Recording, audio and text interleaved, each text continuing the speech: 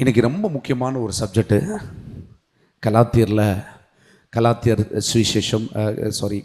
சுவிசேஷம் கலாத்தியர் நிருபத்தில் எடுத்துகிட்ருக்குறோம். நீங்கள் கேட்குறவங்க கேட்காதவங்க நிச்சயமாக அதை திரும்ப கேளுங்க. This is very important.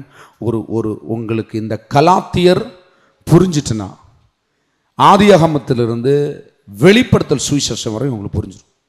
எப்படி? அதுக்கான சரியான அஸ்திபாரம். Don't miss it. கர்த்தர் உங்களை ஆசீர்வதிப்பார். இன்றைக்கு கலாத்தியரில் 4ஆம் பாகத்தை உங்களுக்கு எடுக்கிறேன். ரொம்ப முக்கியமான ஆதாரங்களோடு உள்ள சத்தியம். சிலவுல கொஞ்சம் டைம் எடுக்கும். ஆனால் நீங்கள் என்ன செய்யுங்க, ரொம்ப ஆவியில் இருங்க, அந்நிய பாஷையில் இருங்க. ஆவி இல்லாமல் நீங்கள் இது கேட்க முடியாது. ஆவி இல்லாமல் இது உங்களுக்கு பிரயோஜனப்படாது. ஆவியை தர்றதுக்கு தான் இதையே தர்றாரு. அதனால் உங்களால் முடிஞ்ச அளவுக்கு கவனத்தை ஜாக்கிரதையாக செலுத்துங்க. கர்த்தர் உங்களை ஆசீர்வதிப்பார். ஹல்லேலூயா. திருப்பிக் கொள்ளுங்கள். கலாத்தியர் 2ஆம் அதிகாரம் அதனுடைய 16வது வசனம். நியாயப்பிரமாணத்தின் கிரியைகளினாலே எந்த மனுஷனும் நீதிமானாக்கப்படுவதில்லையே. எப்படிங்க? எல்லாரும் சேர்ந்து படிங்க கூட. எந்த மனுஷனும் நீதிமானாக்கப்படுவதில்லையே. கர்த்தர் நல்லவர். ஹல்லேலூயா. God is great and good. Haram பிராக்கலி no மாற்றி டேட்டுரோ. 2 வரி தான். எப்படி? நியாய பிரமாணத்தின் கிரியைகளினாலே எந்த மனுஷனும் நீதிமான் ஆக்கப்படுவது இல்லை. எப்படிங்க? நியாய பிரமாணத்தின் கிரியைகளினால் எந்த மனுஷனும் நீதிமான் ஆக்கப்படுவதில்லை. கவனிங்க. நியாய பிரமாணத்தின் கிரியைகளினாலே எந்த மனுஷனும் நீதிமான்கள் ஆக்கப்படுவது இல்லை. நீதிமான்களை குறித்து நம்ம போன வாரம் படிச்சோம்னு நினைக்கிறேன். அப்ப நியாய பிரமாணத்தின் கிரியைன்னா என்ன? அவங்க எல்லாரும் தெரியும். நியாயப்பிரமாணம்னா தெரியாதவன் சும்மா தூக்குங்க, ஒன்றும் இல்லை, தப்பு இல்லை. நல்லா நீட்டாக எக்ஸ்பிளைன் பண்ணி நான் போகிறேன், ஏன்னா ரொம்ப முக்கியம். நியாயப்பிரமாணம்னா எனக்கு தெரியாதுன்றவங்க கை தூக்குங்க. ஸ்பெஷலாக கவனிச்சிருவாரு, அதனால் வேண்டாம். ரைட், என்னால் உங்களை சொல்கிறேன்.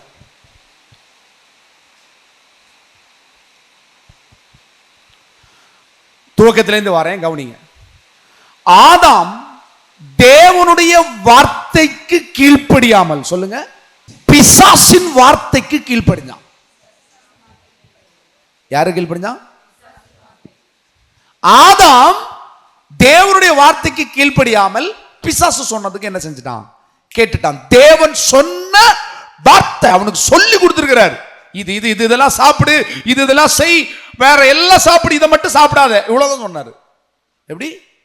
ஒன்னே ஒண்ணு மட்டும் சொன்னாரு, இதை மட்டும் சாப்பிடாத, வேற எல்லாத்தையும் சாப்பிடு அப்படின்னாரு. அதுதாங்க சொன்னாரு. ஒன்னே தான் சொன்னாரு. சொல்லுங்க, பக்கத்துல பேசுங்க. ஒண்ணுதான். அதுல அவனுக்கு குழப்பம் வந்துருக்கு. இப்ப நம்ம எல்லாம் பாக்கியம் வாங்க. நம்ம எவ்வளவோ சொல்லியா, ஒய்ஃபு சொல்லியா, புருஷன் சொல்லியாரு, பாஸ்டர் சொல்லுன்னு சொல்லியாரு, மணிக்கூர் கணக்கில் சொல்லியாரு. எங்க கேட்கறது? ஆதாமும் ஒண்ணு கேட்க முடியலையா. ஆதாம் தேவனுடைய வார்த்தைக்கு கீழ்ப்படியாதபடிக்கு பிசாசு சொன்ன வார்த்தைக்கு கீழ்ப்படிஞ்சபடினாலே இந்த முழு உலகமும் ஆதாமும் அவனுடைய பிள்ளைகளும் அவனுடைய வம்சமும் அவனுடைய பாவத்தினால் வந்த மரணத்தை சந்தித்தது. ஒருவன் மூலமாய் இந்த முழு உலகமும் பாவத்துக்குள் விழுந்து போனது. ரைட்டா? சரிதானே? இப்போ ஆண்டவர் ஆதாம நேசிக்கிறாரா? பாவத்தில் விழுந்த பிறகு நேசிக்கிறாரா? நேசிக்கலையா? நேசிக்கிறார், நேசிச்சார்.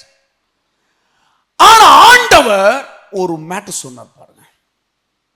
என்ன சொன்னாரு? ஆண்டவர் ஏன் 4000 வருஷம் கழிஞ்சு வந்தார்? ஒருத்தன் பாவத்தில் விழுந்தான், காயினை உடனே தூக்கி இருக்கலாம்ல, ஆபேல தூக்கி இருக்கலாம்ல, இப்படி உடனே தூக்கி இருக்கலாம் தானே? முழு உலகமும் பாவத்துல போய் 4000 வருஷம் பாவத்துக்குள்ளே கிடந்திருக்கு. இவர் பார்த்துட்டு சும்மா இருந்தாராமா. எப்படி? அப்படியா? இந்த கேள்வி எல்லாம் உங்கள்கிட்ட இல்லையா? முதல்ல ரோமர் 6ஆம் அதிகாரம் திருப்பி கொள்ளுங்க. 6:16 வேகமா ஒரு ஆள் வாசிங்க.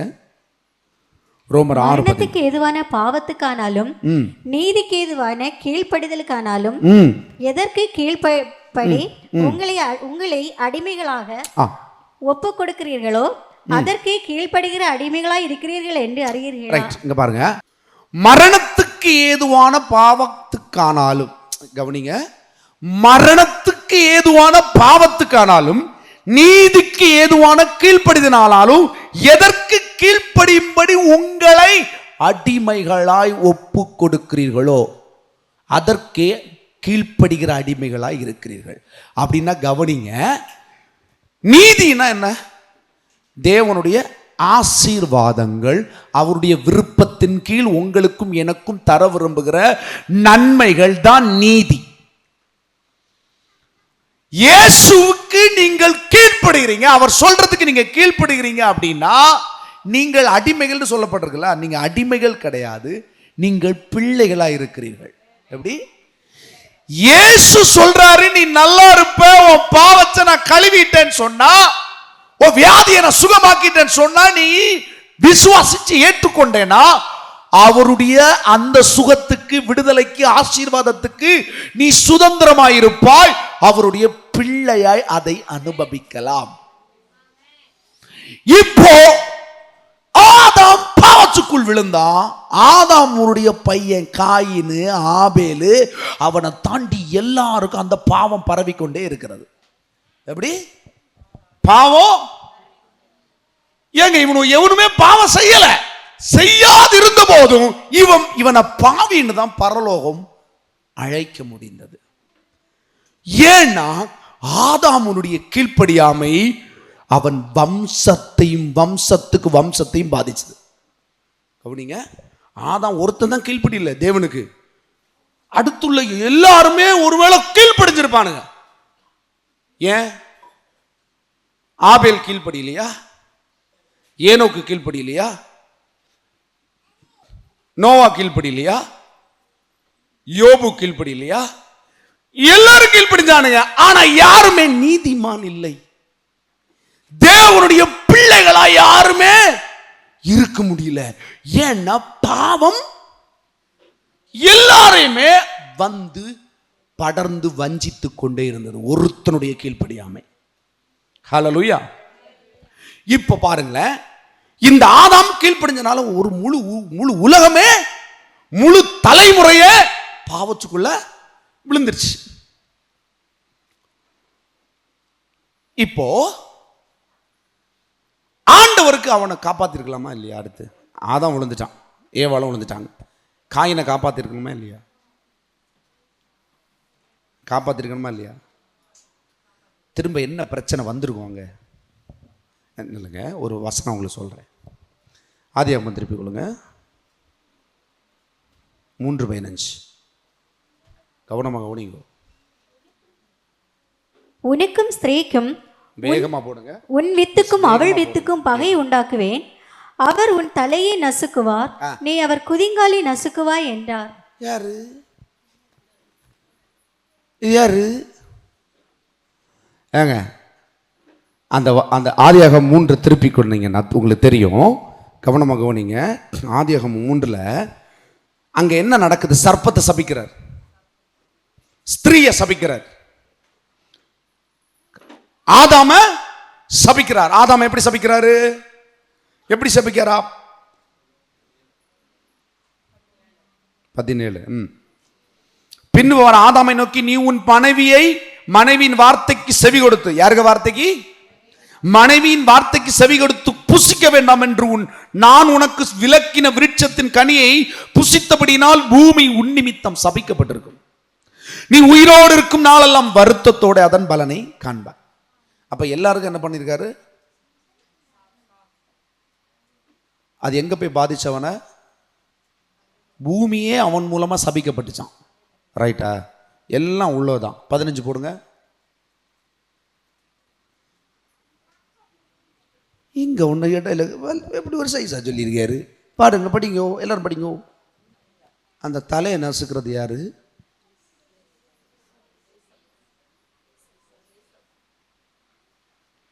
அப்ப சொன்னார் தானே. அப்ப ஏசப்பா வந்திருக்கணும்ல, ஏன் வரல? ஏன் வரல? ஏங்க நம்ம ஆளுங்க 4 வருஷத்துக்கு வாழ்க்கைக்கு பயங்கர பிளான் போடுறாங்க. எப்படி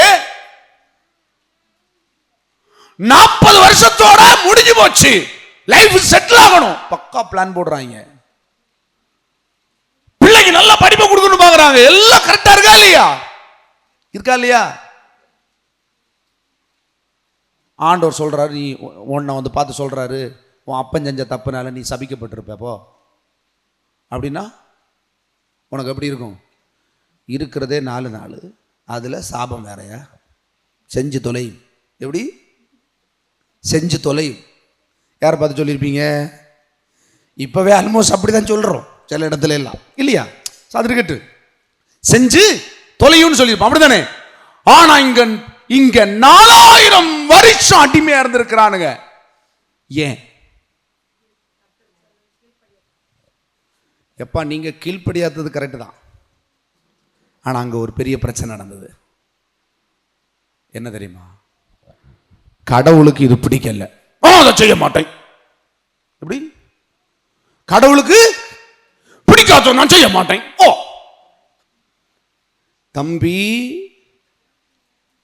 அந்த சர்ப்பத்தை மிதிக்கிறதுக்கு ஒரு மீட்பர் வருவாரு அப்படின்னு அப்பவே சொல்லிட்டாரு. எப்ப சொல்லிட்டாரு? ஏதேன் தோட்டத்திலே வச்சு சொல்லிட்டாரு. இந்த சர்ப்பத்தை மிதிக்கிறதுக்கு ஒரு வருவாரு, அவர்தான் மீட்பர். இந்த மீட்பர் வராத வரைக்கும் உன் கீழ்ப்படியாமதான் நீ மறுபடியும் நீ என்ன கிரியை செஞ்சாலும் நீ பாவத்திலிருந்து மீள முடியாது. அதனாலதான் அந்த கலாத்தியர் சொல்லுது, கிரியை செய்கிறவனுக்கு கிரியல். அந்த வசனம் போடுங்க, கலாத்தியர் 2.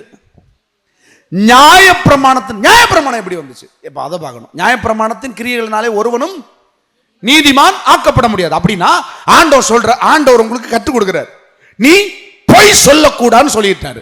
நீங்க ஒன்ன சொல்லுவீங்க, பொய்யே சொல்லக்கூடாது, பொய் சொல்லக்கூடாது, பொய் சொல்லக்கூடாது, பொய் சொல்லக்கூடாது, பொய் சொல்லக்கூடாது, பொய் சொல்லக்கூடாது, பொய் சொல்லக்கூடாது, பொய் சொல்லக்கூடாது, பொய் சொல்லக்கூடாது, பொய் சொல்லக்கூடாது, பொய் சொல்லக்கூடாதுன்னு சொல்லிட்டே இருக்கிற. திடீர்னு வந்து பொய் சொல்றேன். சரி, அதுக்கு நிறைய பேசலாம், வேணாம். பொய் சொல்றோம்னு வச்சுக்கோங்க. தப்பு யாரு?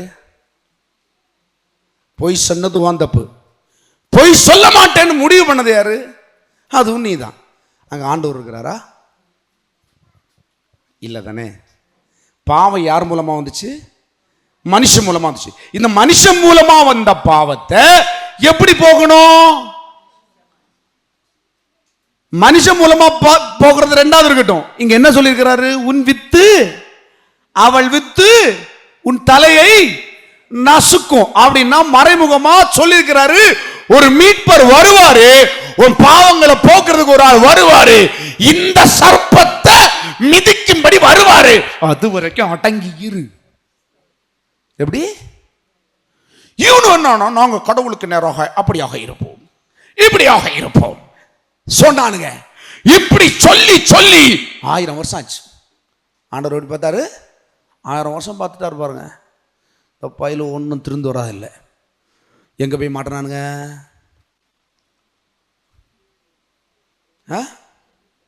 எகிப்தில் போய் மாட்டினானுங்க. மாட்டிட்டு எங்களுக்கு எல்லாம் நல்லா தெரியும், உப்பும் தெரியும், புளியும் தெரியும், கலங்கும் தெரியும், சொல்லி தொலையும் என்ன செய்யணும் என்று அப்படின்னு கேட்டானுங்க. அப்ப என்ன பண்ணாரு?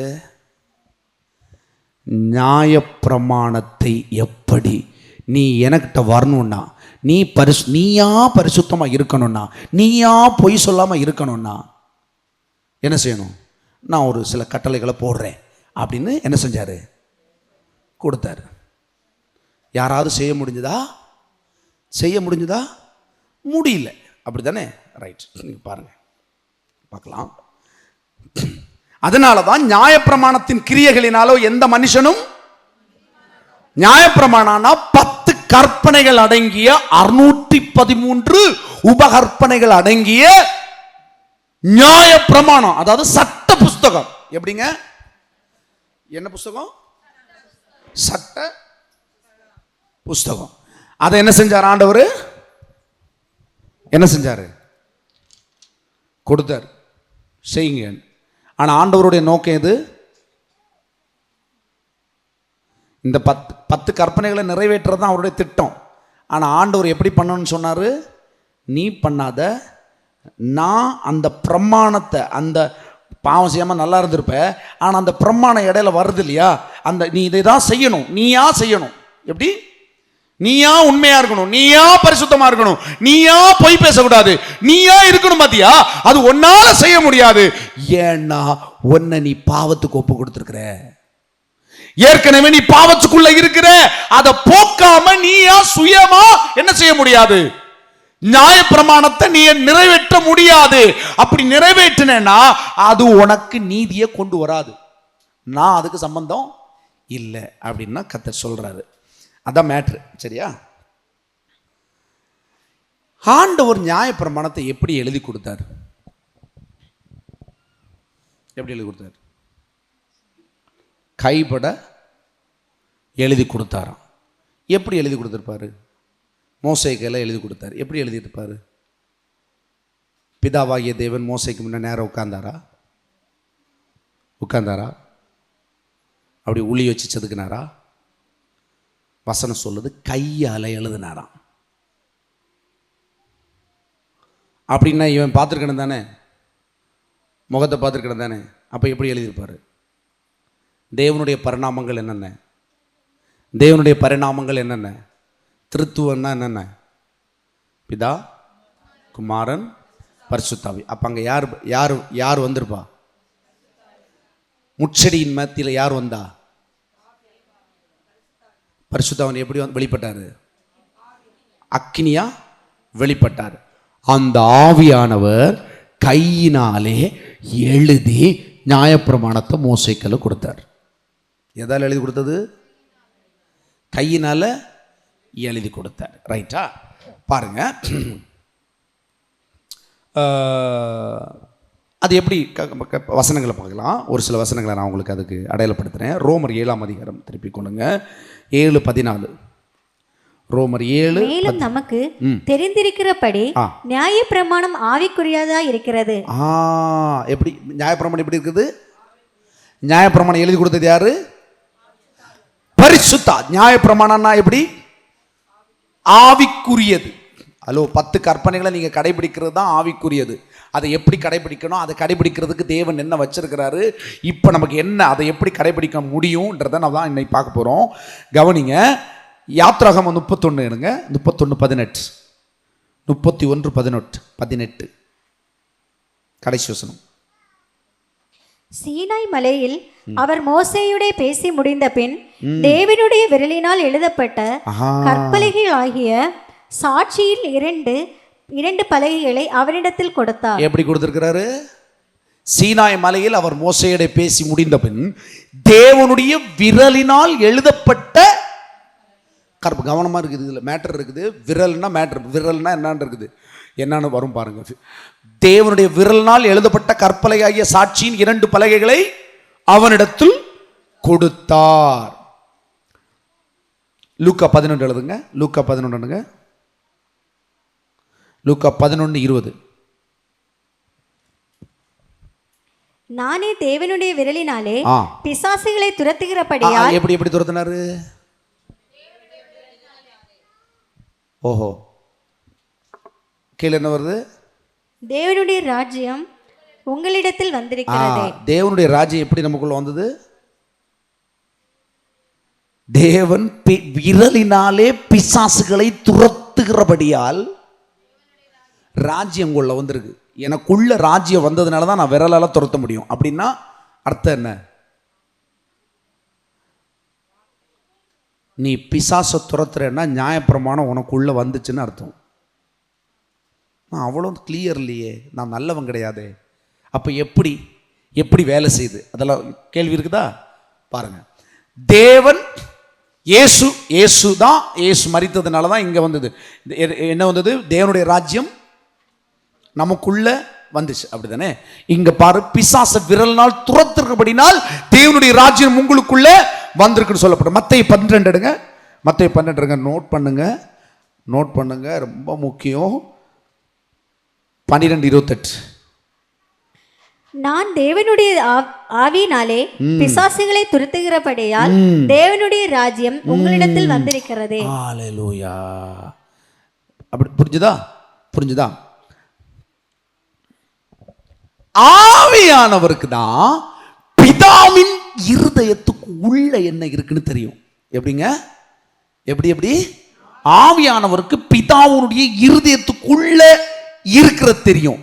எது செய்யணும், எதை செய்யக்கூடாதுன்னு யாருக்கு தெரியும்? இதை மறக்க கூடாது, இதை மறக்காதீங்க. ஆவியானவருக்கு என்ன தெரியும்? எதை செய்யணும், செய்யக்கூடாதுன்னு யாருக்கு தெரியும்? இயேசுக்கு தெரியுமா? இயேசுக்குள்ள இந்த ஆவியானவர் இருந்தனால தெரியும். ஏன்னா அவரே மாம்சத்துல தான் இருந்தாருங்க. மாம்சத்தின் படி தானே பிறந்தாரு. ஆனா ஆவியின்படி இருந்தார் அவர். எந்த ஆவியானவர்? ஆவியானுடைய துணையோட, பிதாவின் ஆவியில தான் அவர் இருந்தார். ஹல்லேலூயா. அதனாலதான் அவர் நியாயப்பிரமாணத்தை நிறைவேற்ற முடிஞ்சது.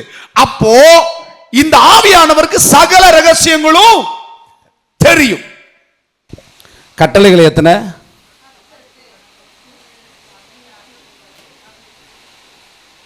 கட்டளை எத்தனை? 10. எதற்கு என்னெல்லாம் சொல்லுங்க. இங்கெல்லாம் இருக்கு. கட்டளையே தெரியாத தம்பி, ஜன்னல் கம்பியை கேட்டுக்கிட்டு இருக்க. சரி, 10 கட்டளைகள். முதல்ல புரிஞ்சுக்கோங்க. உபகட்டளைகள் எத்தனை? 613 இல்லையா? ரைட். உபகட்டளைன்னா என்னது? இந்த 10 கீழே ஒவ்வொன்றுக்கு சப்கட்டிங் இல்லையா? செக்ஷன் 23, 23A, 23B நல்லா இருக்கும் இல்லையா? அதே மாதிரி தான் 613 கட்டளைகள், உபகட்டளைகள். சரியா? அதுல செய்யக்கூடாது அப்படிங்கிறது எப்படி? இதை செய்யக்கூடாது.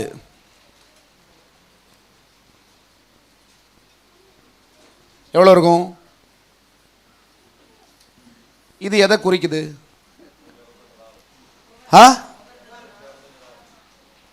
ஒவ்வொரு நாள், வருஷத்துல 365 நாள், அப்படித்தானே? செய்ய வேண்டியது, இதை செய்யாத, செய்யக்கூடாதது மட்டும் செய். அது எப்படி? இதை மட்டும் தான் நீ செய்யணும் அப்படிங்கிறது எப்படின்னா, இது ஏதாவது தெரியுமா? ஏதாவது மெடிசின் படித்தவங்க யாராவது இருக்கீங்களா? நிறைய படிச்சிருக்கோமாடா. இந்த 248 ஏதாவது தெரியுமா? அதனால எலும்பு செய்கிறதுக்கு இல்லை, but is meaning by. Okay, நம்ம எலும்பும் தசையும் சேர்ந்த பகுதி தான் மீதி உள்ள நம்பர். ஆக மொத்தம் எவ்வளவு? 613.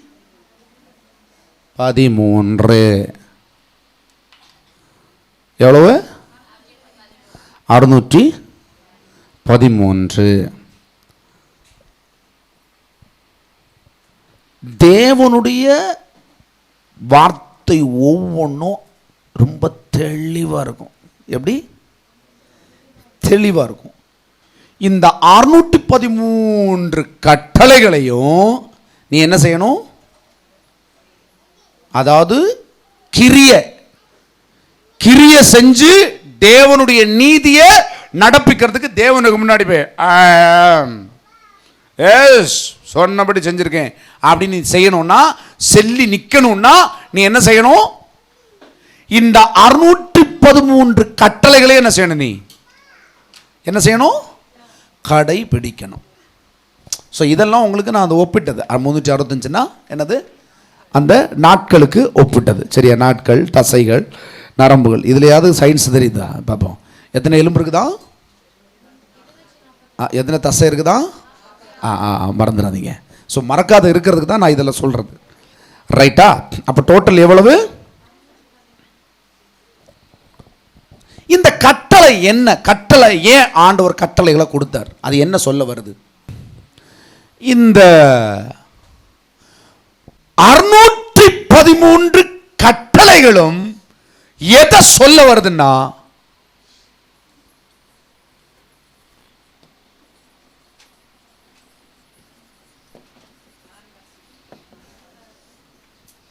எதை சொல்ல வருது? யாரு? தேவன் சொல்றார், நான் பரிசுத்தர், ஆகையால் நீங்களும் பரிசுத்தரா இருங்கன்னு இருக்குது. பரிசுத்தமாக முடியுமா? முடியுமா? சரி. நம்ம ஆளுங்க என்ன செய்வாங்க? இங்கே நம்ம நியாயப்பிரமாணத்தின் கிரியன் எல்லாம் செய்கிறோம். நமக்கு தெரிஞ்சது என்னது?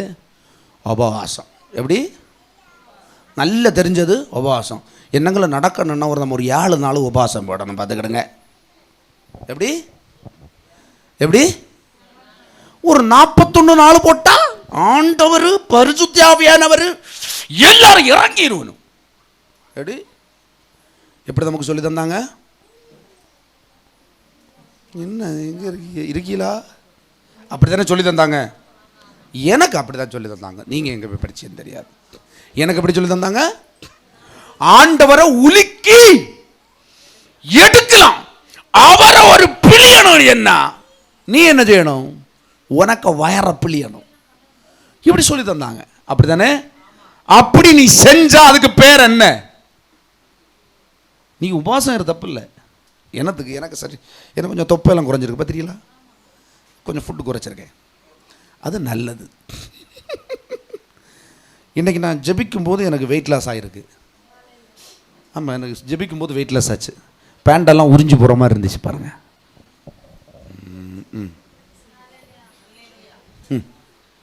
சாட்சியை சொன்னால் உங்கள் சாட்சிக்கு மட்டும் நான் கை தட்டணும். எல்லாரும் கரங்களை தட்டுங்கள். அல்லேலூயா.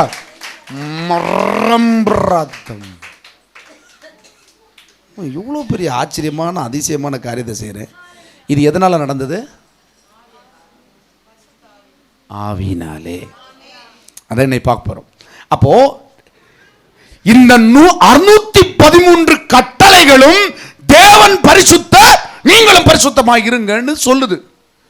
இந்த 613 கட்டளைகளையும் எவனாச்சும் நிறைவேற்றினானா? பைபிள் இருக்கா? ஒருவனும் இல்லை. நீதிமான் ஒருவனும் இல்லைன்னு சொல்லு. அப்ப யார் நிறைவேற்றினா? எப்படி எப்படி? அவர் மனுஷனாவே இருந்தார்.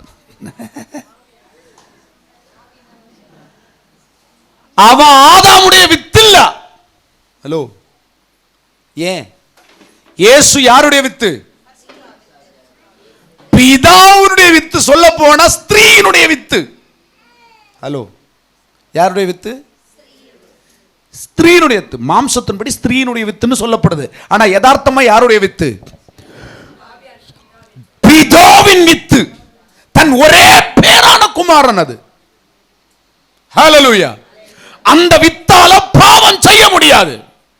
ஆதாம் விழுந்து போனா, இவர் 2ஆம் ஆதாமாய் வந்தார். இவருக்கு ஆதாமுக்கு எல்லாம் செய்ய முடியுங்க. அவன் எப்படி இருந்தான்? ஆண்டவர் சொன்னாரா, ஆதாமே வா, 613 கட்டளைகள் இருக்கிறது, இதையெல்லாம் நீ நிறைவேற்ற சொன்னாரு. ஆதாமா கொண்டாந்து இவனு என்ன ஜானுங்க, ஆப்பிள் கடையில பின்னக்காய் எடுத்து தின்னுட்டாங்க. அங்கோட்டும் போகல, இங்கோட்டும் போ. பின்னக்காயை எடுத்து திங்க சொல்றது யாரா? குருவி தின்னுதுன்னு நீயும் தின்னுவியா? எப்படி? பாம்பு தின்னுச்சான், இவனும் தின்னான். எப்படி? நல்லா இருக்கும். எடுத்து தின்னா விழுங்க முடியல, விற்கவும் முடியல, விழுங்க முடியாம மாட்டினான்.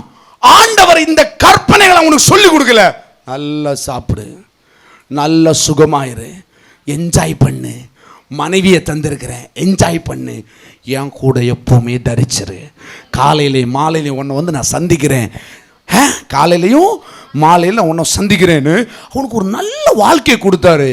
இவன் போய் முழு உலகத்தையும் பாவத்துக்குள்ள கொண்டு போயிட்டான்.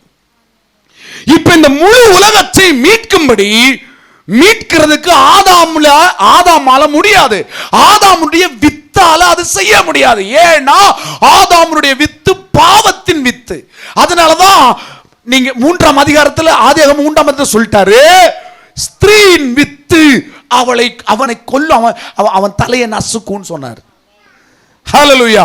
அந்த மீட்பர், தலையை நசுக்கிற மீட்பரால தான் இந்த முழு உலகத்தையும் பாவத்திலிருந்து மீட்க முடியும். ஹல்லேலூயா, ஹல்லேலூயா. நியாயப்பிரமாணத்துல கூட எது சொல்லப்பட்டிருக்கு? இயேசு வந்து என்ன சொல்வாரு? வேலை இன்னும் வரல அவர் சொல்றாரு இல்லையா? வேலை வந்தப்புறம் அவர் என்ன செஞ்சாரு? முதல்ல அற்புதம் செஞ்சார் இல்லையா? இல்லையா? செஞ்சாரா இல்லையா? அங்கே செஞ்ச உடனே என்ன தெரியுமா? முதல்ல கானானில் விழுந்த சாபம் போச்சு, கொலை பழி போச்சு. காயின் மூலமாய் சபிக்கப்பட்ட பூமியாக இருந்தது கானான். புரியுதா? கானான் எப்படி இருந்தது? சபிக்கப்பட்ட பூமியா இருந்தது. அந்த அங்க போய் அந்த ரசத்தை மாட்டி விட்டாரு.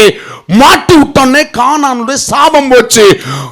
அந்த கானானதான் மறுபடியும் பாலும் தேனும் ஓடுகிறதாய் மாற்றினார். ஹல்லேலூயா, ஹல்லேலூயா. கவனிங்க,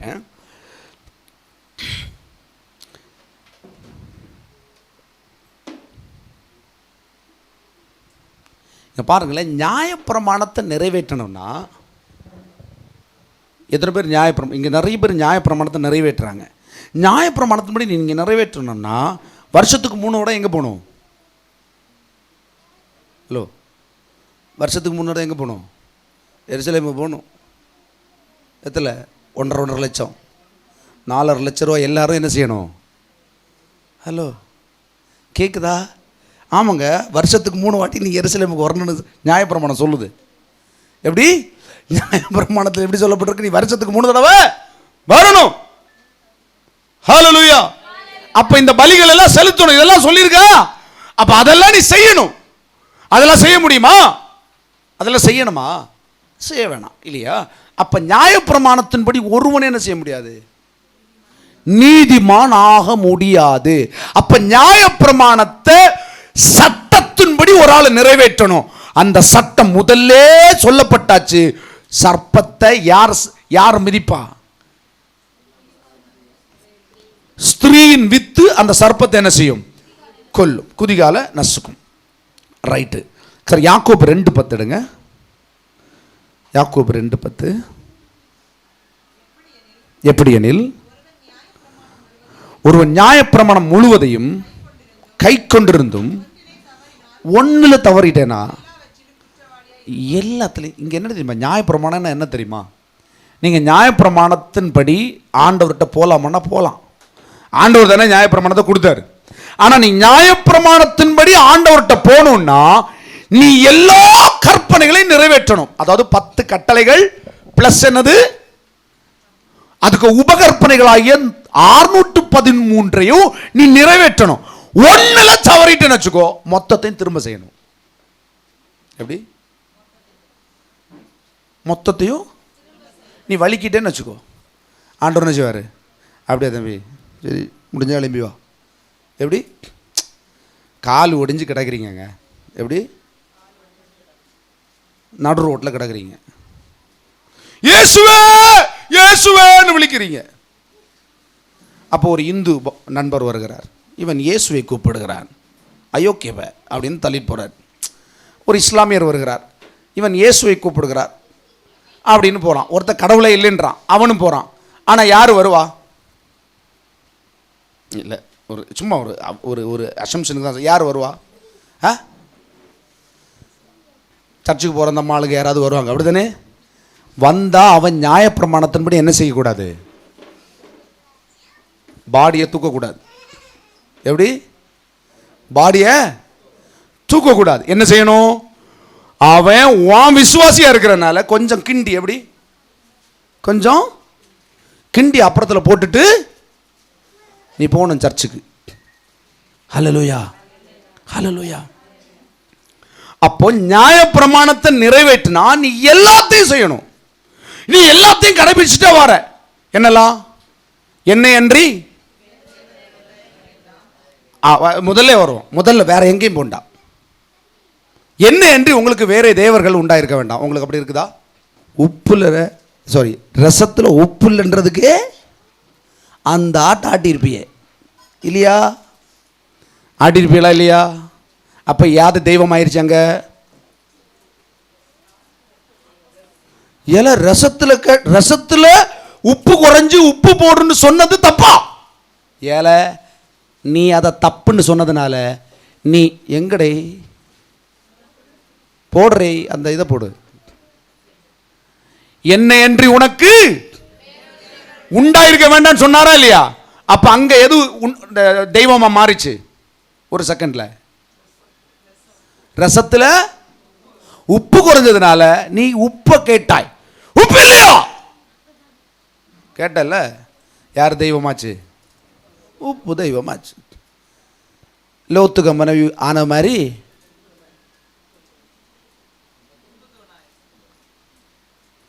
அப்ப நீ மீறிட்டியா? மீறிட்டியா? நான் உங்கள்ட்ட எத்தனை சொல்லிட்டு இருக்கிறேன் நாளைக்கு டீவு கட்டணும்னு.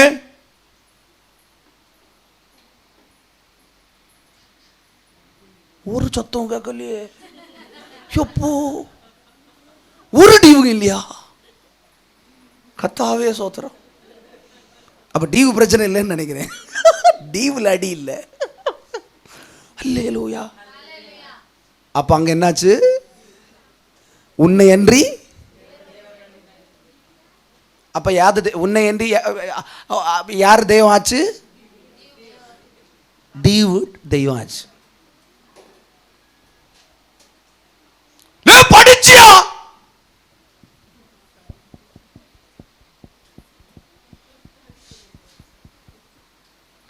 தெய்வத்தை பத்தி தெரியாத ஒருத்தன் பெருசா தெய்வத்தோட வருது இல்லை. ஒரு நாணயமான ஒரு நண்பன் எனக்கு நான் சொல்றான், என் ஒய்ஃபு என்ன அதட்டிகிட்டே இருக்காடா, என் பிள்ளைகள் 2 பேர் நீங்கள் அப்பான்னு ப்ரூஃப் பண்ணணும்.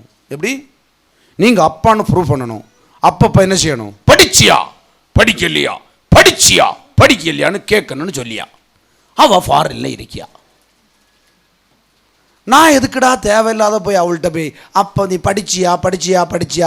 அது அவன் நல்லா தான் படிக்கான், பொண்ணு நல்லா படிக்கிற, என்னை விட படிக்காங்க. நான் இன்னி போய் அவள்கிட்ட நான் என்ன செய்யறது? கரெக்டு தானே? பைபிளை ஒழுங்க தெரியாத அவனே சொல்றான். நாணயமா நடக்கிறானா இல்லையா?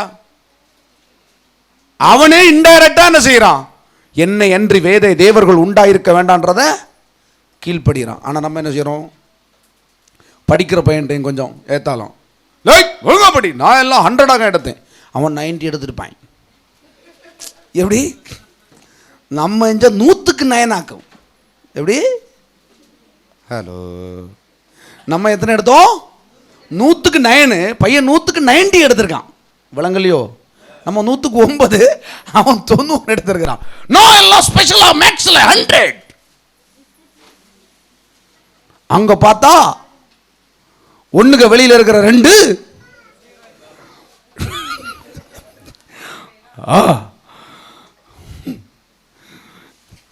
எனக்கெல்லாம் சைவருக்கு மேல இன்னொரு சைவர் போட்டு தந்திருக்காங்க.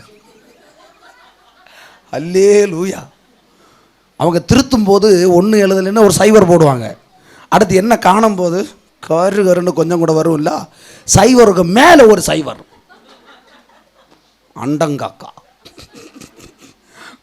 காக்கா முட்டை. அல்லேலூயா. அப்போ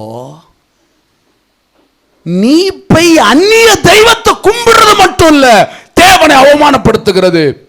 நீ பணத்தை, உனக்கு இருக்கிற ஐஸ்வர்யத்தை, உனக்கு இருக்கிற அந்தஸ்தை தூக்கி மேல வச்சனா நீ அந்த கற்பனை வெளியே விழுந்துட்ட. நீ ஆண்டவர் கிட்ட போய் நிக்க முடியாது. நியாய பிரமாணத்தின்படி நீ அவுட்டு. சரி, அப்படி அந்த போடுப்பா. அந்த லிஸ்ட் போடுப்பா, 10 கற்பனை போடுப்பா. என்ன அன்றி உனக்கு வேற தேவர்கள் உண்டாயிருக்க வேண்டாம். நீங்க அதுல பெர்ஃபெக்டா வந்துட்டீங்க. விக்கிரம் ஏதும் செய்து கொள்ள, ஒரு விக்கிரமும் செய்யல. சாப்பீஸ்லையும் செய்யல, களிமண்ணிலையும் செய்யல, ஒண்ணுலையும் செய்யல, விக்கிரக ஆராதனையே செய்யல. ஒரு ஆள் ஒரு பெண்ணு கிஃப்டா தந்தது.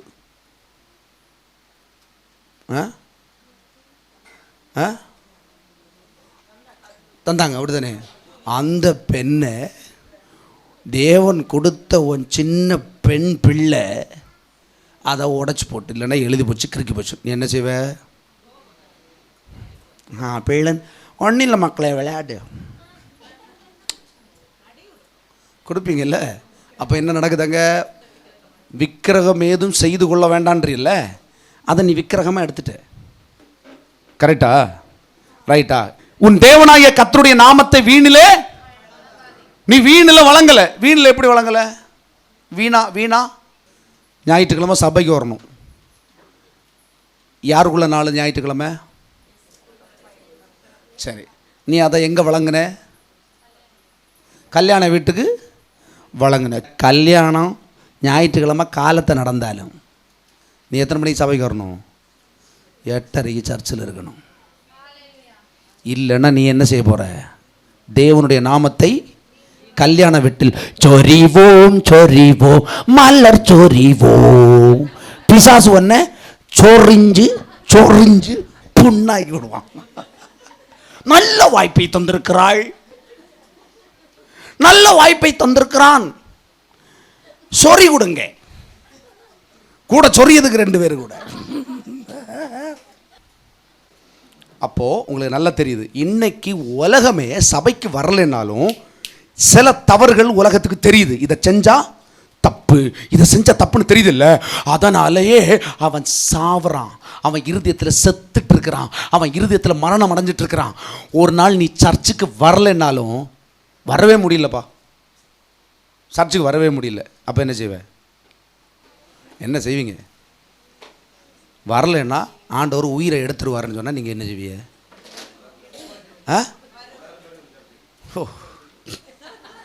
ஆப்ரேஷன் 8:30க்கு சொல்லியிருக்கு. எப்படி? டாக்டர் 8:30க்கு சொல்லியிருக்காரு, அமெரிக்காலேருந்து வராரு. அப்போ தான் அவரு 8:30க்கு தான் நேரம். நம்ம அன்னைக்கு எப்போ ஒரு நாளைக்கு முன்ன 8:30க்கு மல்லாந்து ஆப்ரேஷன் செய்யுங்க. நாளை கோயில் தெரியாது, ஒன்றும் தெரியாது இல்லையா? இந்த மாதிரி சில அசம்பாவிதங்கள் நடந்துக்க தானே செய்யுது. செய்தா இல்லையா? உயிர் போச்சா? ஏன்னா உயிர் போச்சான்னு போகலை. அப்போ நீ இன்னும் சாகலை, உயிரோடு இருக்க. அப்போ உயிரோடு இருக்கிறதுக்கு காரணம் ஏன்? நீ கிருபைக்குள்ள இருக்கிறதுனால, இயேசுவை ஏற்றுக்கொண்டதுனால நீ பிழைச்சிருக்க. அப்ப இயேசுவை ஏற்றுக்கொண்டனால ஆலயத்தை விட்டுறலாமா? தேவனுடைய நாமத்தை வீடுல வழங்கலாமா? வழங்க கூடாதே. அப்ப எப்படி நீ தேவனுடைய நாமத்தை வீடுல வழங்காம 10 கற்பனைகளை நீ கைக்கொள்ளுவ? This is the power of Holy Spirit. Hallelujah. எழுதுனது யாரு? கற்பனைகளை. அதை நிறைவேற்றும்படி ஸ்திரீயின் வித்து யாரு? யாரை கொன்னுது? சர்ப்பத்தை சிலுவையில் நசுக்குச்சு. இப்போ எழுதின பிரமாணமே உங்களுக்கு வரணும். யாரு யாரு கையால் எழுதினது? பரிசுத்த ஆவியானவர் பேக். எப்படி? இயேசு என்ன சொல்றாரு? I am written, the Holy Spirit's back. எப்படி? I am written, Holy Spirit's back. Why? Holy Spirit back ன்னு சொன்னா என்ன ஆயிருக்கணும்? மறுபடியுமா 10 கற்பனையா? தந்தவரே வராரா? எங்க இருக்க போறாரு? இங்கயா? வேண்டாம். எப்படி எப்படி சொல்லுவோம்? Are you there? Are you with me? எங்க கூட இருக்கீங்களா நீங்க? புரியுதா நான் சொல்றது? புரியுதாங்க? அவ்வளோ நான் உங்களுக்கு வெறும் பழமும் தரல, நல்லா அடித்து கலக்கி நல்லா மசிச்சு நல்லா சர்க்கரை எல்லாம் போட்டு தானே தரேன். கூட கூட கொஞ்சம் நெய், அமுல் எல்லாம் போட்டு அப்படி தானே தரேன். அப்படி தானே இருக்கு. இயேசு வந்து சொல்றாரு, நீங்கள் விடுதலையாக்கப்பட்டீர்கள். கற்பனைகளை கை கொள்ள வேண்டாம். கை கொள்ள வேண்டாமா? எந்த தெய்வத்தை வேணாலும் கும்பிடலாமா? அப்ப விக்கிரகம், வீடெல்லாம் விக்கிரகம் செஞ்சு வச்சாட்டான். சிலவங்க பாவப்பட்ட மாதிரி வச்சிருப்பாரு. எப்படி? அது இயேசு. அப்படி வைக்கலாமா? கூடாது. அவருடைய நாமத்தை வீணில் வழங்கலாமா? பிரதர், இன்னைக்கு சர்ச்சு போகலையா? இன்னைக்கு நீங்கள் சர்ச்சு போவீங்களே? இல்லை, இன்னைக்கு சித்திகை வயலு கல்யாணம்.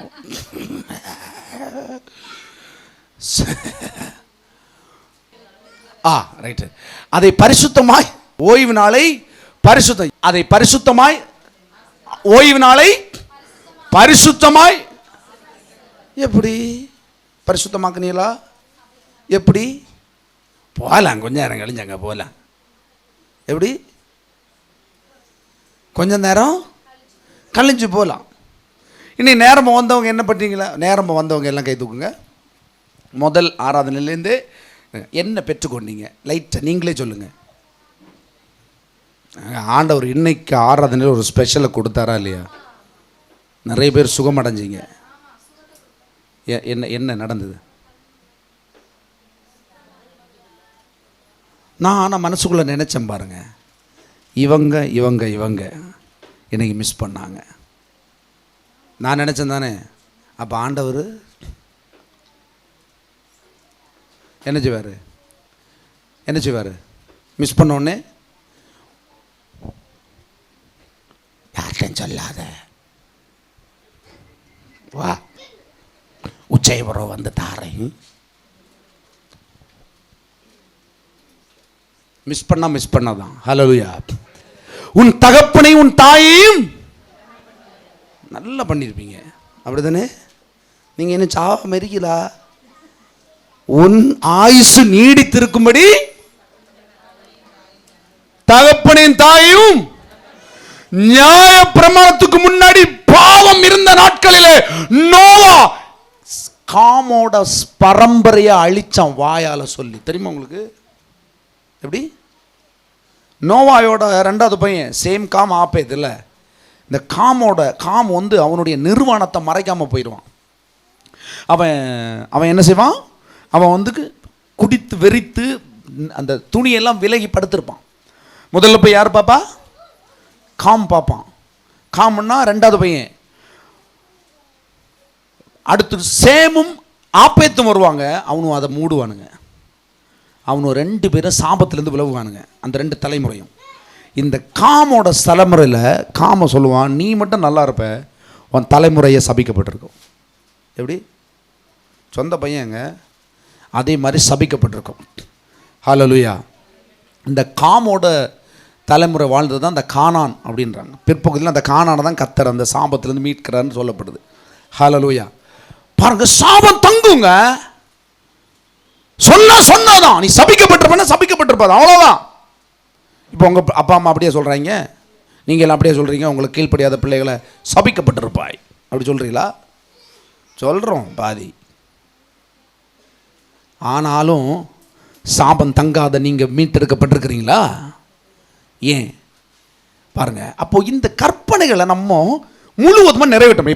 இப்போ இதில் ஒரு விஷயம் சொல்கிறேன். இப்போ நீங்கள் ஒரு 9 கற்பனை வந்துட்டீங்க. எப்படி? இல்லை, எல்லாம் ஓகே ஆயிடுச்சு.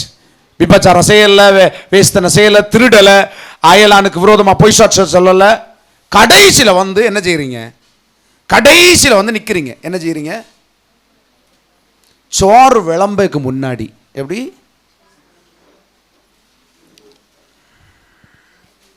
எப்படி எப்படி எப்படி எப்படி சாப்பாடு தரதுக்கு முன்னாடி இப்படி ஆயிட்ட. எப்படி?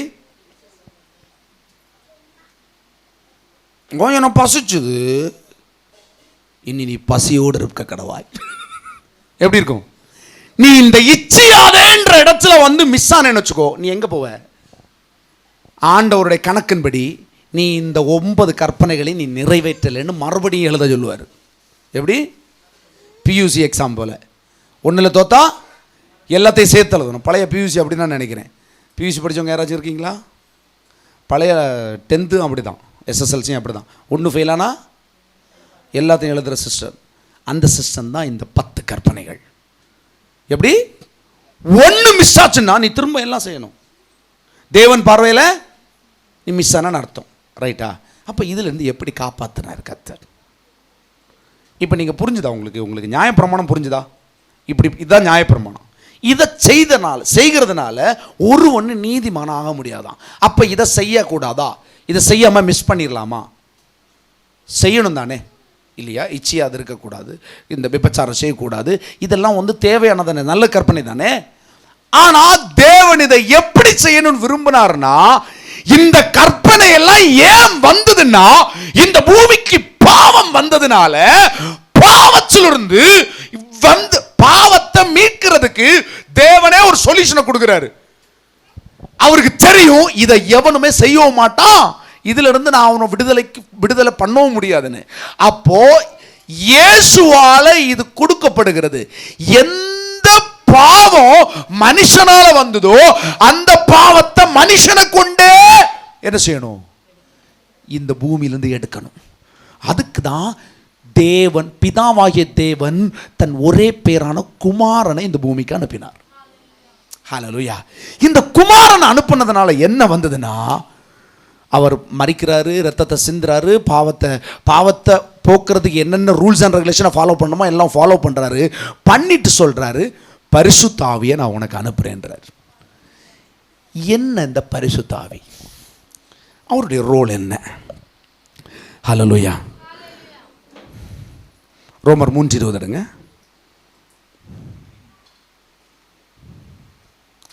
ரோமர் 3:20. இப்படி இருக்க பாவத்தை அறிகிற அறிவு நியாயப்பிரமாணத்தினால் வருகிறபடியால் எந்த மனுஷனும் நியாயப்பிரமாணத்தின் கிரியைகளினாலே தேவனுக்கு முன்பாக நீதிமானாக்கப்படுவதில்லை. இங்க பாருங்களேன், நியாயப்பிரமாணம் வந்ததுனால தான் பாவத்தே என்னன்னு தெரியும். சில பாவங்கள் அது வரைக்கும் என்னன்னு தெரியாதுங்க. இதெல்லாம் செய்யறது பாவம் அவங்களுக்கு தெரியாது. ஆனால் நியாயப்பிரமாணம் வந்த பிறகுதான் இதெல்லாம் பாவம் தெரியும். பாவம் எது தெரியுமா?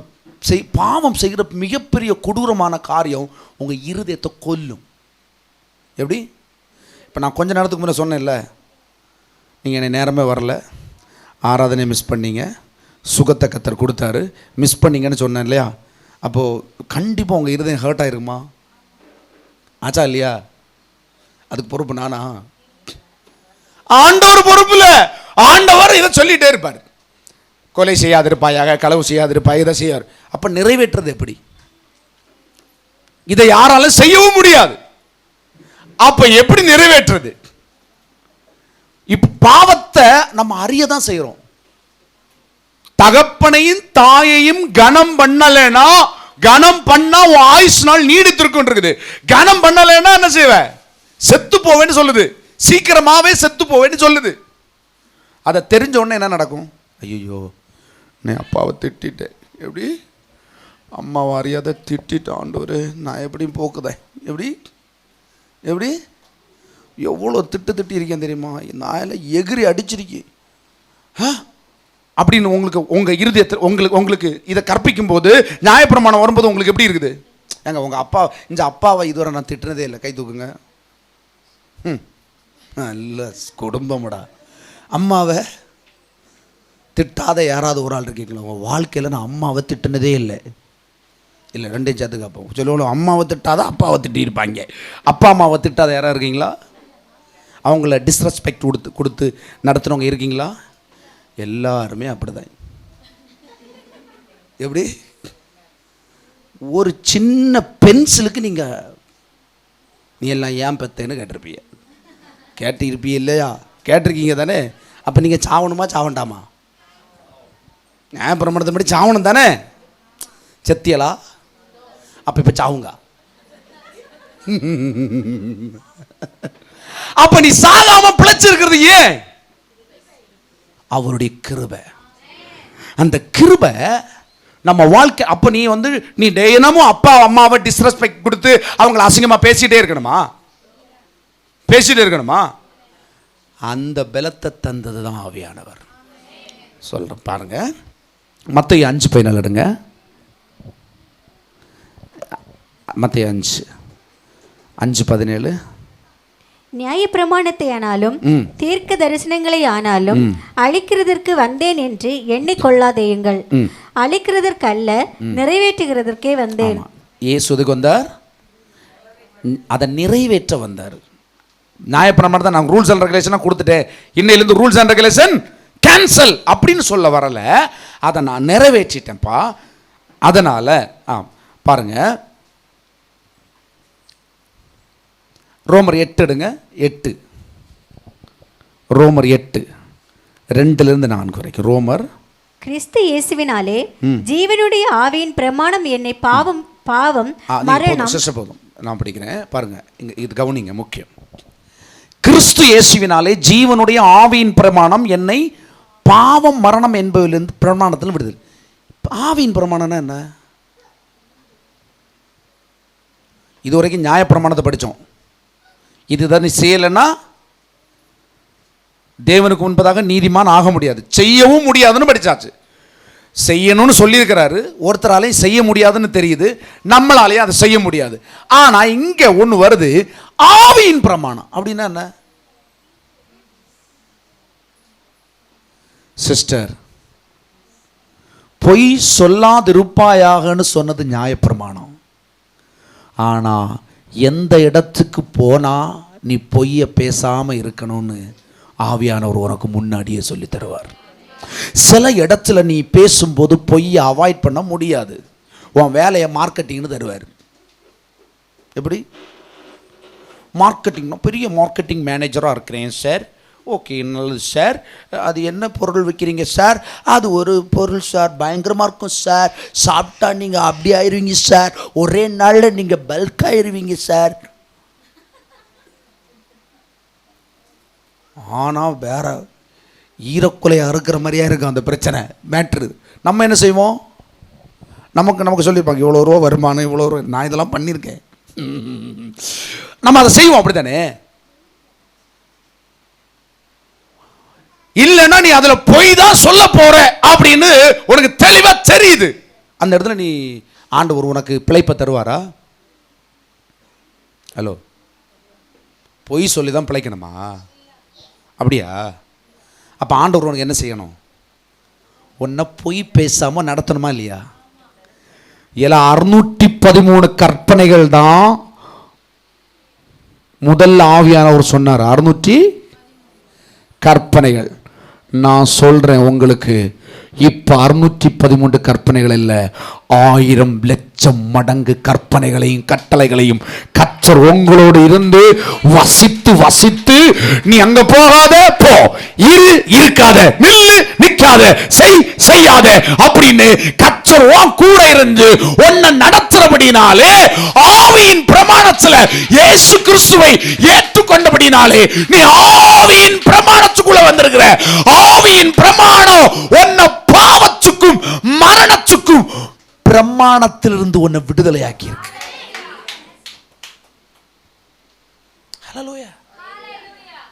புரியுது உங்களுக்கு? எந்த ஆவியானவர் 613 கற்பனைகளை கட்டளைகளை கொடுத்து இது செய்யாதன்னு சொன்னாரோ அவரே இப்போ உள்ள வந்துட்டாரு. முன்னாடி அவர் எப்படி இருந்தாரு? இதெல்லாம் செய்ப்பா அப்படின்னு சொல்லிட்டு தூரமா நின்னாரு. இப்ப எங்க வந்தாரு?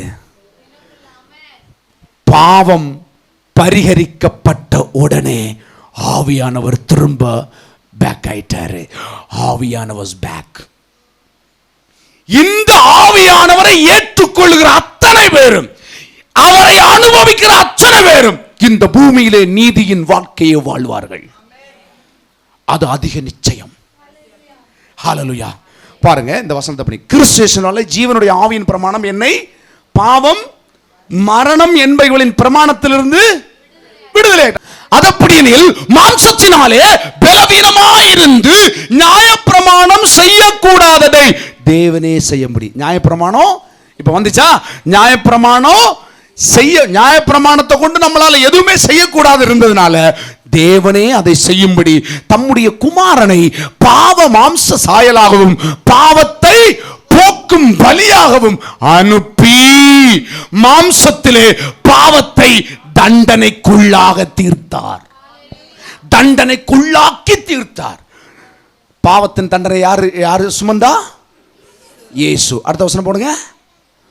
மாம்சத்தின்படி நடவாமல் ஆவியின்படி நடக்கிற நம்மிடத்தில் நியாயப்பிரமாணத்தின் நீதி நிறைவேறும்படிக்கே அப்படி செய்தார். ஹலோ ஹலோ ஒரு ஒரு ஒரு ஒரு ஒரு ரகசியம் சொல்லித்தரட்டா? நான் முதல்ல சொன்னேன், ஆவியானவர் யார்கிட்ட எனக்குள்ள பரிசுத்த ஆவியானவர் இருக்காருன்னு சொல்லுங்க. இந்த பிரமாணத்துக்கு நீ பயப்பட வேண்டிய தேவையே இல்லை. Is already with you. அப்படின்னா நீ 10 கற்பனைகளை நிறைவேற்றுகிற. அப்படி சூப்பர் கொஸ்டின். அப்படி என்றால் பாவம் செய்யலாமா? Good question. அப்படி என்றால் பாவம், இதே ரோமரில் இருக்கு வசனம். அப்படி என்றால் பாவம் செய்யலாமா? இப்போ நீங்கள் தான் விடுதலையாக்கப்பட்டிருக்கிறீங்க. எப்படி? 10 கற்பனைகளும் வசனம் சொல்லுது, இந்த கிருபைக்கு கீழ்ப்படிந்திருக்கிற நீ பாவம் செய்ய மாட்டாய். ஹல்லேலூயா. கிருபைக்கு கீழ்ப்படிந்திருக்கிற நீ பாவத்தை செய்ய முடியாதான். ஏன்? எப்படி கிருபைக்கு கீழ்ப்படிந்திருக்கிறீங்க? கிருபைக்கு எப்படி கீழ்ப்படிந்திருக்கீங்க? எப்பா, இயேசு என் பாவங்களுக்கான பரிகாரத்தை செலுத்தி விட்டார் ஒரு பக்கம்.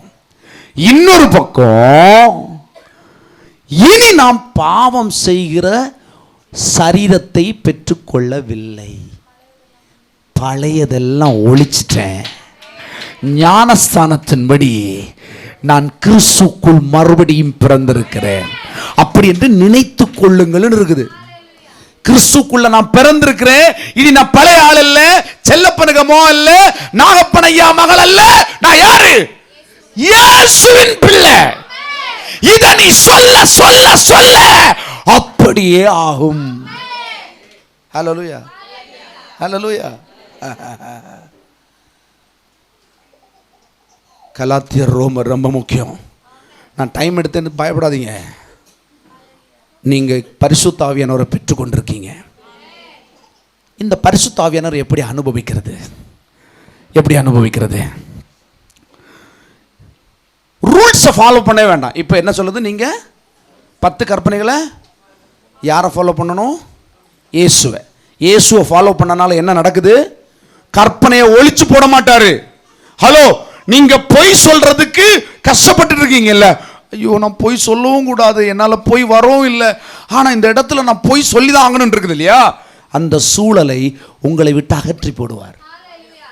அந்த சந்தர்ப்பம் வருது இல்லை? நீ போனா சிலவங்க சொல்லுவாங்க, பிரதர் நான் வந்து ஹாஸ்பிட்டலுக்கு போகிறேன், செக் பண்ணணும். எப்படி? ஹாஸ்பிட்டலுக்கு போகணும், செக் பண்ணணும், எனக்கு எந்த ஒரு வியாதியும் இருக்கப்படாது அப்படின்னு சொல்கிறீங்கல்ல. அப்போ அங்கே போய் யார் வேலை செய்கிறா? ஒருவேளை உனக்கு வியாதியே இருந்தாலும் அந்த சூழல் அங்கே போய் யார் வேலை செய்வா? ஆவியானவர். ஏன்? நீ ஆவியின் பிரமாணத்தில் இருக்கிற, மாம்சத்தின் பிரமாணத்தில் இல்லை, ஆவியின் பிரமாணத்தில் இருக்கிற. ஹல்லேலூயா. ஏன்னா நீ மாம்சத்தின்படி நடவாமல் ஆவியின்படி நடக்கிற. ஆவியின்படினா எப்படி தெரியுமா? பாவம் என்னன்னு நல்லா தெரியும். இன்னொரு சைடு அந்த பாவத்தை தெரிஞ்சும் அந்த பாவத்தை நீ மறந்துருப்ப. உனக்கு பாவமே பண்ண தெரியாத ஒரு மனுஷனா கிறிஸ்துவை போல மாறுவீங்க. மாறும்போது என்ன தெரியுமா? இக்கட்டுக்கு விலக்கப்படுவீர்கள். நீங்கள் போகிற திசை ராஜபாதையாக இருக்கும். ராஜா மாதிரி நடந்துட்டு இருப்பீங்க. ஒரு ராஜாவுக்கு என்ன பாதுகாப்பு இருக்குமோ அதே போல கற்பனை பண்ணிக்கொள்ளுங்க. உங்க வாழ்க்கையில வியாதி இருக்காது. சத்துருவினால் வருகிற எல்லா இன்னல்களுக்கும் நீங்கள் விலக்கப்பட்டு தேவனுடைய ராஜா பிள்ளை, அவருடைய புத்திரர்களாய் நடப்பீர்கள். ஹல்லேலூயா, ஹல்லேலூயா. 2 கொரிந்தியர் 3:6 எடுங்க, படிங்க. புது உடன்படிக்கையின் ஊழியக்காரராய் இருக்கும்படி அவரே எங்களை தகுதி உள்ளவர்களாக்கினார். கீழே படிங்க. லாஸ்ட். ஆவி எழுத்து எழுத்துதற்குரிய இல்லாமல் ஆவிக்குரியதா இருக்கிறது. எழுத்து கொல்லுகிறது, ஆவியோ உயிர்ப்பிக்கிறது. எழுத்து எழுத்து என்ன செய்தான்? ஆவி. எழுத்துன்னா என்ன? 10 கற்பனைகள். அது ஒன்று என்ன செய்யும்? கொல்லும். செய்யலைன்னா உன்னை குற்றப்படுத்திட்டே இருக்கும். ஏன் செய்யலை, ஏன் செய்யலை, ஏன் செய்யலை, ஏன் செய்யலை சொல்லுமா இல்லையா? ஒருவேளை இன்னைக்கு நீ சர்ச்சைக்கே வர முடியல, இந்த வாரம் ஏதோ ஒரு பயங்கரமான பிரச்சனையில் மாட்டிட்டேன்னு வச்சுக்கோ. பிரச்சனை வர அது நான் சொல்கிறேன், மாட்டிட்டேன். அப்போ நீ என்ன செய்வ? அடுத்து நீ சபைக்கு நீ ஆண்டவர்கிட்ட என்ன செய்வ? ஆண்டவரே, இனி நான் ஒரு நாளும் சபைக்கு சபையை விட்டுட்டு நான் எங்கேயும் போகக்கூடாது, அதுதான் எனக்கு ஃபஸ்ட்டாக இருக்கணும், அதற்காக என்னை பலப்படுத்துங்க, என்ன நடத்துங்கன்னு நீ கேட்டேன்னு வச்சுக்கோயேன், ஆவியானவர் உனக்கு நடத்துவார். என்ன சொல்லுவான்? அவன் சர்ச்சுக்காரன், அவன் பாஸ்டர், அவன் அப்படி சொல்லுவாங்க, உன்னை ஊரெல்லாம் சொல்லுவாங்க, அசிங்கமாக பேசுவாங்க. ஆனால் உன்னை அது தேவனுக்கு மகிமையாக இருக்கும். ஹல்லேலூயா. அப்போ ஆவியின்படியில் எழுத்து கொல்லுது, ஆவி உயிர்ப்பிக்கிறது. ரைட்டு, திருப்பி கொள்ளுங்க. சங்கீதம் 141:10. சங்கீதம் 143:10. உமக்கு பிரியமானதை செய்ய எனக்கு போதித்தருளும். நீரே என் தேவன், உம்முடைய நல்ல ஆவி என்னை செம்மையான வழியிலே நடத்துவரா. எப்படி எப்படி கரெக்டாக பாருங்களேன். உமக்கு பிரியமானதை செய்ய, உங்க ஜெபம் எப்படி இருக்கணும்? ஆண்டவரே, நான் உமக்கு பிரியமானதை செய்யும்படி எனக்கு போதித்தருளும். அப்படின்னா போதனை எங்க வந்து கேட்கணும்?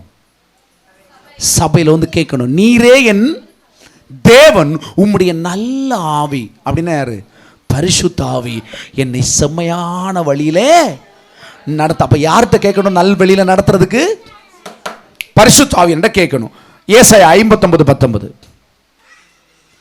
அப்பொழுது சூரியன் அஸ்தமிக்கும் தொடங்கி கர்த்தரின் நாமத்துக்கும் சூரியன் உத்திகிதிக்கும் தொடங்கி அவருடைய மகிமைக்கும் பயப்படுவார்கள். வெள்ளம் போல் சத்துரு வரும்போது கர்த்தருடைய ஆவியானவர் அவனுக்கு விரோதமாய் கொடியேற்றுவார். பாருங்க இங்க. அப்போ நீங்க எப்படி காப்பாற்றப்படுறீங்க? உங்களுக்கு பிரச்சனை வராதான்னு கேட்டா, வெள்ளம் போல சத்துரு வரலாம். எப்படி? அந்த வலு சப்பம் எங்க இருக்குதான்? அது என்ன சப்பம்? கடைசியில் ஒரு சர்ப்பம் இருக்குது. அந்த சர்ப்பம் எங்க இருக்குதான்? கடலுக்கு அடியில் இருக்குது. கடலுக்கு இருக்குது சத்ரு. அதான் சொல்லப்பட்டிருக்கு இந்த இடத்துல. அதாக மென்ஷன் பண்ணுறான், வெள்ளம் போல் சத்ரு விழும்பொழுது. ஏன்னா அந்த பரிகரிக்கப்படுகிற கடைசி அந்த சத்ரு இருக்குல்ல, அந்த அந்த அந்த என்ன சத்துருன்னா மரணத்தை கத்தர் இது பண்ணிட்டாரு. ஆனால் ஏதேனில் ஒரு சத்ரு இருந்து தெரியுமா உங்களுக்கு? அந்த வாலு. அது எங்கே இருக்குதுன்னா தண்ணிக்குள்ளே இருக்குது. அது கடைசியில் பாருங்க, அதை பாருங்க. வெள்ளம் போல் சத்துரு வரும் பொழுது கர்த்தருடைய ஆவியானவர் அவனுக்கு விரோதமாய் கொடியேற்றுவார். ஹல்லேலூயா, ஹல்லேலூயா, ஹல்லேலூயா. நான் சொல்கிறேன், உங்களுக்கு இப்போ புரிஞ்சிருக்கும் ஓரளவுக்கு. நியாயப்பிரமாணம்னா என்ன? அதை உங்களால் நிறைவேற்ற முடியாது. அப்போ அதை நிறைவேற்றினது யார்? இயேசு. இப்போ இயேசு நிறைவேற்றினதுனால நமக்கு கொடுக்கப்பட்டது யார்? ஆவியானவர். அது யார்? நியாயப்பிரமாணத்தை எழுதினவரே அவர் தான். இப்போ அவர் எனக்குள்ள இருக்கும்போது பிசாசை நான் காட்டினா, பிசாசுக்கு வசனம் சொல்லுது இல்லையா, பிசாசுக்கு நேராய் விரலை நீட்டுவாய், அப்பொழுது அவன் உன்னை விட்டு ஓடி போவான் இருக்குது. புரியுதா? வசனம்லாம் ரொம்ப அர்த்தம் உள்ளது, ரொம்ப கவனம். அப்போ நீ விரலை காட்டினா பிசாசு ஓடுதுன்னு அர்த்தம் என்ன? பிரமாணம் இங்க இருக்குது. எப்படி? ஆவியானவர் இங்க இருக்கிறாரு, பிரமாணம் உள்ள இருக்கிறதுனால பிசாசுக்கு தெரியுது இவனை எதிர்க்க முடியாது, இவனுக்குள்ள பரிசுத்த ஆவியானவர் இருக்கிறார். அவனை மன்னித்து, அவனை சுத்திகரித்து, அவனை பிரமாணத்துக்குள்ள வைத்து, கீழ்ப்படியை வைத்து நடத்துகிறாரு. அவன் கை கட்டின முடிஞ்சிச்சு. ஹல்லேலூயா. இப்போ வான் நீதியில் பிசாசு ஓடலை. ஹலோ, பிசாசு எப்படி ஓடலை? நீ கையை வச்சோன்னா சுகம் வரும். எப்படி? அவர் உள்ள இருக்கிறதுனால, பிரமாணம் உள்ள இருக்கிறதுனால.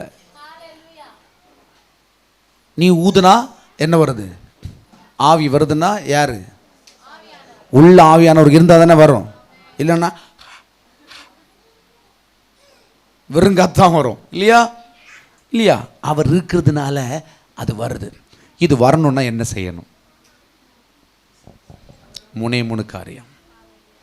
பைபிளை படி படி படி.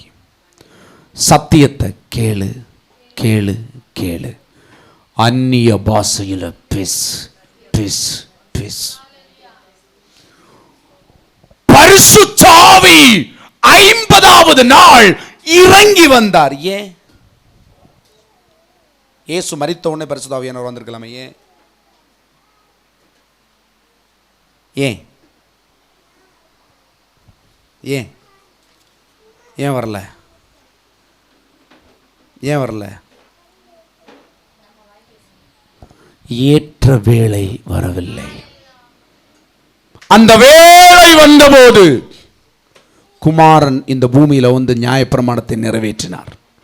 ஹல்லேலூயா. இங்க பாருங்க, அந்த ஆவியானவருடைய டைம் தான் இந்த டைம். ஆவியானவருடைய நாட்கள். இந்த ஆவியானவரை அனுபவிக்கணும்னா உங்களுக்கு மிகப்பெரிய டெக்னிக் சொல்லி தரேன். உங்கள் லைஃப்பில் எல்லாமே சக்ஸஸ் ஆகணுமா? சக்ஸஸ் ஆகணுமா? ஆகுமா? முதல்ல ஆகுமா? ஏன்னா ஏன் ஆகும்? இந்த 10 கற்பனைலாம் நீ போய் கிரியையில் செய்ய வேண்டாம். ஏன்?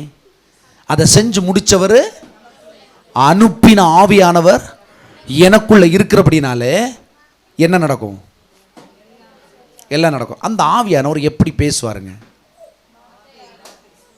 ரைட்டு. சூழலை மாற்றுறதுக்கு என்ன தந்திருக்கிற ஆவியானவருடைய புதிய பிரமாணத்தில் தேவன் கொடுத்த மிகப்பெரிய கிஃப்ட் என்ன? நவமான பாஷைகள். வாயை திறந்தா காலையிலிருந்து சாயங்காலம் வரைக்கும் அந்நிய பாஷை பேசிட்டாரு. வேலை செய்யும்போது பேசு பேசு பேசு பேசு பேசு. ஷாக்கா ரிப்பம் பார்க்கறது லுமாரியான்டா ரப்ராஷாட்டலாம் பேசிட்டே இருப்பாரு. இன்னைக்கு இந்த அந்நிய பாஷை பற்றி நிறைய பேர் தெரியாது. The power of tongue. பழைய பிரமாணத்தில் இல்லாத ஸ்பெஷல் வரமே த பவர் ஆஃப் டங், அந்நிய பாஷை. ஹல்லேலூயா ஹல்லேலூயா. எனக்கு எத்தனை பேர் இங்கே பேசுவீங்கன்னு தெரியாது. ஆனால் ஆவியானவரை அன்லிமிட்டடாக நீங்கள் அனுபவிக்கணும்னா யூஸ் டங்ஸ். ஹல்லேலூயா. வாயை திறந்து பேசிட்டே இரு. நுகங்கள் முறிந்து தெரிக்கும். உன் வாழ்க்கை பிரகாசமாக மாறும். சூழல் எல்லாத்தையும் நீங்கள் மாற்றுவீங்க. சக்தி வாய்ந்த பவரான சக்தியே அதுதான். ஏன்னா உள்ளே இருக்கிற ஆவியானவர் உன் வாயிலிருந்து பேசுவார். சூழலை மாற்றுவார். உனக்கே தெரியாது. உனக்கு அறிவுக்கு எட்டாதபடிக்கு அவர் உன் வாழ்க்கையில செயல்படணும்னா டங்ஸ். வார்த்தை கொல்லும், ஆவி உயிர்ப்பிக்கும். வார்த்தையானவர் எங்க இப்ப இருக்கிறாரு? ஆவியா இருக்கிறார். அவருடைய வார்த்தை ஆவியாயும் ஜீவனுமாய் இருக்கிறார். இப்ப இயேசு எங்க இருக்கிறாரு? ஆவியா இருக்கிறார். எனக்குள்ள வாசம் பண்றார், உங்களுக்குள்ள வாசமா இருக்கிறார். இப்ப நீங்க எல்லாம் ஒரு குட்டி கிறிஸ்து. எத்தனை பேருக்கு இது புரிஞ்சுது? நான் எனக்கு கொஞ்சம் டைம் எடுத்துக்கிட்டேன், நம்மளும் கொஞ்சம் டைம் டிலே ஆயிடுச்சு. ஸோ இன்னும் நிறைய ப்ரீஃபாக எடுக்கக்கூடிய விஷயம் இதெல்லாம். It's very important subject. இது மிஸ் பண்ணாதீங்க, மிஸ் பண்ணாதீங்க. இதை நம்ம சபைக்கு தந்திருக்கிறேன். நான் நிறைய வாட்டி இதை எடுக்கும்போது கேட்பேன், ஆண்டவரே என் பிள்ளைங்களுக்கு இதெல்லாம் வேணுமா? உன் பிள்ளைகளுக்கு இல்லாதபடிக்கு வேற யாருக்குடா? இன்னைக்கு விடிய காலம் கூட கேட்டேன், நான் ஏர்லி மார்னிங் கூட கேட்டேன், இது என் பிள்ளைகளுக்கு வேணுமா? இது அவங்களுக்கு சரியாகும். கொடுறா. எப்படி கேட்குது சத்தம்? கொடுறா. ஹல்லேலூயா. இன்னைக்கு இந்த ஆவியானவரை நிரம்பி பெற்றுக்கொள்ள போகிறீங்க. குறிப்பாக அந்நிய பாஷையில் பேசாதவர்கள் எல்லாம் இன்றைக்கு அந்நிய பாஷையில் பேச போகிறீங்க. ஹல்லேலூயா. யாவர் எழும்பலாம்.